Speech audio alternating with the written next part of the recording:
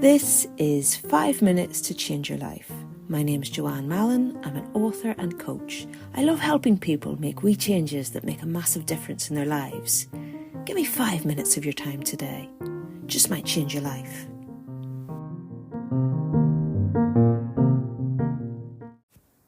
Hey, hello, what about you? Really important subject we're talking about today, empathy. You know, when you're super busy and life is stressful, it's all going on, it's easy to become distracted and maybe a wee bit disconnected from the people around you. I think that this is one of the major hangovers of the pandemic. Because during that time, do you remember, we became physically and emotionally distant from one another as a society. And that has never really healed. Hence, we now have a loneliness epidemic.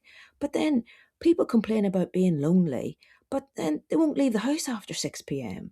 You know, we all want to be heard. We don't necessarily want to listen to everybody else. Human connection is important.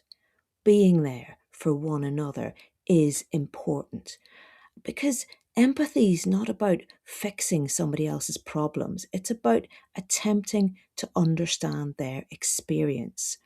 So, in conversation, how you might do this is before responding to somebody, just pause and ask yourself, what might they be feeling right now? Because then you shift from reacting to understanding, or at least attempting to understand. Empathy lives in your presence and your listening and your focus. So show up, leave the house, and when someone's speaking, give them your full attention. Put your phone down, make eye contact, focus on their words rather than your response. Empathetic language can be really useful here. So phrases like, yeah, I can see why that would be difficult, or that makes sense, or I hear you, or that must have been tough for you. Show that you hear, you see, and you understand. These small responses let somebody else know that they are seen and understood. When we're in a rush, we can also be quick to judge. But your empathy will grow when you remind yourself that you don't know the full story. This creates a wee bit of space for compassion and curiosity. And you know, empathy doesn't always have to be deep, it can be small and everyday. You could send somebody a quick supportive message right now. Just let them know you're thinking about them. You could smile at somebody in the street. You could let somebody go ahead of you in the queue at the supermarket. You can check in with somebody that you haven't spoken to in a while. These wee moments build connection over time, and they're good for us as a society and as people. And don't forget about self empathy, that's important too. If you're constantly rushing, overwhelmed, being hard on yourself, it becomes much harder to offer empathy to other people. So take a wee moment for yourself too.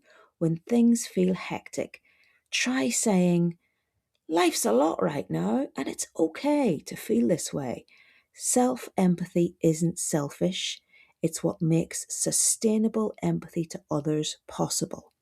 So remember that empathy doesn't require hours and hours of deep conversation, it lives in pauses, in presence, and in small, intentional choices to show up for others and for yourself.